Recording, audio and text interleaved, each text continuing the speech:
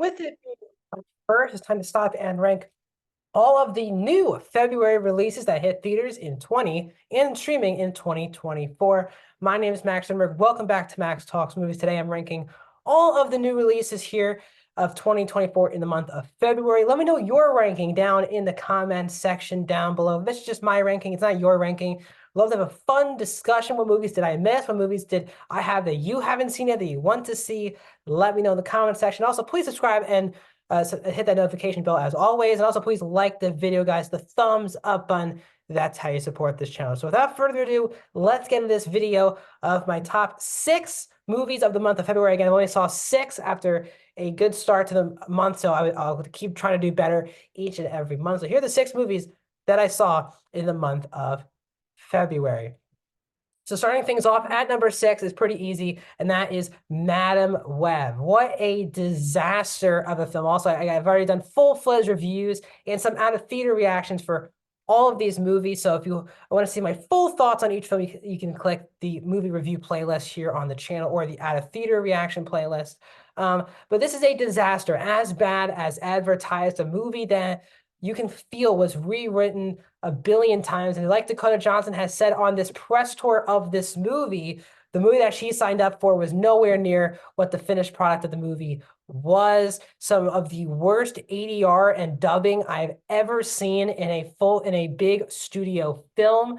It's a waste of a lot of good actors. Dakota Johnson, who gets a lot of flack lately, she is one of my favorite actresses working today, and she is not great in this movie. No one is really doing good in this movie, but the writing, the forced in Easter eggs really pull you out of the movie.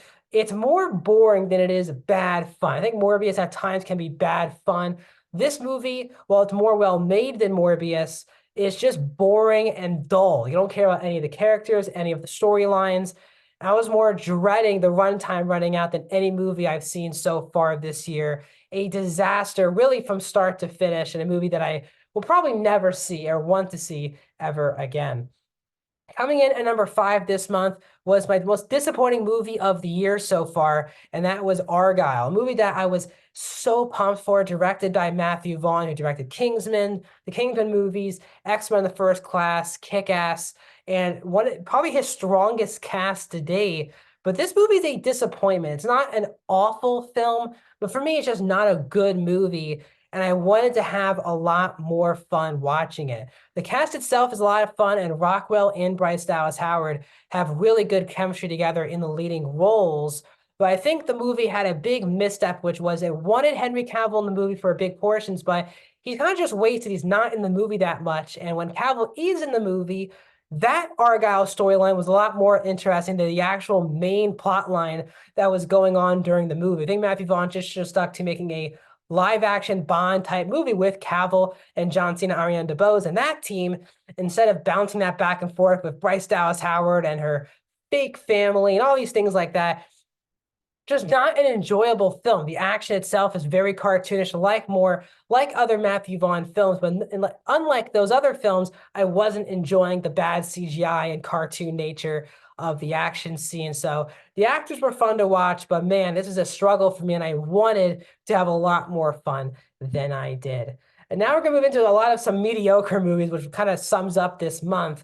And coming in at number 4 for me was Bob Marley: One Love, just another run-by-the-mill music biopic about Bob Marley's life. It's well under 2 hours long, near an hour 45. And while Kingsley Ben-Adir and Lashana Lynch give it their all, and they're both extremely great in this movie, who give fantastic performances, the movie around them is just kind of just on the button, on the nose, cliches. And I think this movie struggles the most with is educating people about Bob Marley. We're only with him for the last 3 years of his life. We get some backstory and some flashback scenes, but I just think for someone who likes Bob Marley, I just didn't feel like I learned anything new about the person Bob Marley and why he is one of the most influential musicians of all time. We just kind of hit the notes, and they kind of hit plot points without going deep in any direction. If it's his, open marriage, if it's his kids, if it's his political views, if it's his marijuana choice, like there's so many avenues. If it's his bad relationship with one of the people in his band or his agent, they give you so many things of what happened, and they kind of just move on. The movie feels more like cliff notes than diving deep into any one particular element of the film. So while Benedict and Lynch are great in this movie, they're sadly not in a great movie, and that's what Bob Marley One Love. It's kind of a mediocre, run-by-the-mill music biopic. And number 5 and 6, I gave the same exact rating, so it was kind of tough to rank, but the movie I would rather watch more than the other is number 2 for the month. And number 3 for me is Prime Video's rom-com Upgraded, starring Camila Mendes. This movie's fine. It's just kind of another, again, stereotypical rom-com that most streaming services do, and this is why this romantic comedy genre has just kind of become exclusive to streaming services now and not in theaters. Um, You've seen this movie kind of a billion times. One of the love interest lies to someone throughout the entire movie, thinking that they're one thing. They have to tell the truth by the end of the film. Conflict happens, and they kind of end up maybe coming back together by the end of the film. And that's exactly what this movie is. Mendes plays someone who's working underneath Marissa Tomei, a fashion designer, and she lies to a rich family in England, where she's going to work, that she's actually Tomei's character is the director of this fashion studio, which she is not. But Mendes is a very likable lead. Marissa Tomei is hilarious. This very much feels like Devil Wears Prada meets a rom-com. And Mendes is playing the Anne Hathaway role, and obviously Meryl Streep's role is being played by Marissa Tomei. And Marissa Tomei has the most fun character and performance of the entire movie. But I just think they did dive into Williams' character arc at all, or character as a person, outside of him being interested in Anna throughout the entire movie. He's played by Archie Reno. He just kind of just stale and just kind of there throughout the entire film. So I think they could have done a better job of branching out from that character, but still, the actors are a lot of fun to watch in this movie, but still, just kind of another forgettable romantic comedy. And that also falls to the number 2 movie of the month, and that is Players on Netflix. I seem to be enjoying this movie more than most people. I still think it's a very mediocre, average film. A lot of people have been tanking on this movie. I really like the cast. Gina Rodriguez is one of the most likable actresses working today. You're always just rooting for her, and her genuine chemistry with Damon Wayans Jr. is on point throughout the film. And Damon Wayans is an actor who I've really enjoyed and just haven't really, I don't know why he doesn't get booked in more things. He's a very funny actor, but he also can play these heartwarming, nice guy like he is in this movie. And the idea of players and this whole group of friends who set each other up on one-night stands, and now Rodriguez's character wants more than that, wants a relationship with Tom Ellis's character, Nick.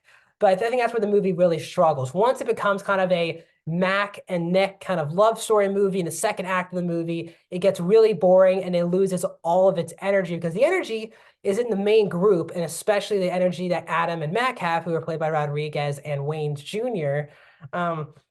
But when the movie goes away from that, the movie is very dull, boring, and you're just kind of uninterested because you know Mac is not going to end up with Nick at the end of the movie. So it just kind of feels like this is another paint by the numbers romantic comedy. But once again, this movie has a charming cast that makes it more watchable than it should. But the only movie that I give an above average grade to this month, a movie that is so far through 2 months. Obviously, I'm seeing Dune Part 2 tonight, so probably it will not be my favorite movie of the year after today. But so far through 2 months, it is Orion and the Dark. I really like this movie.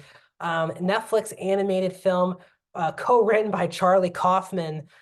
This movie really made a feeling out of me, made its mark on me personally, about this kid, Orion, played by Jacob Tremblay, who is very afraid of everything. He has anxiety. He's afraid of every single little thing in his life. But the thing he's most afraid of is the dark, who's voiced by Paul Walter Hauser.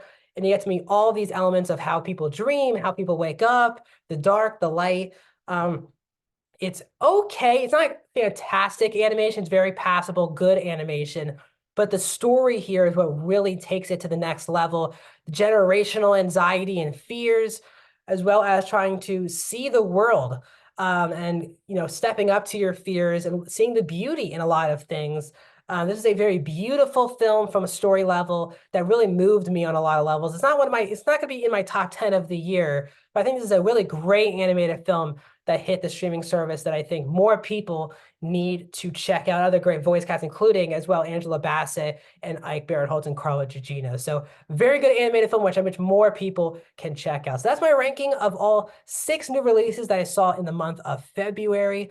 Big weekend. I took basically a week off on the channel to do some personal things with school, but I am all set to go for videos basically daily for the next week or two. I'm seeing a Dune Part 2 tonight. So you'll get a Dune out of theater reaction and a Dune review. More reviews are coming to the channel soon, and I'll see you guys there.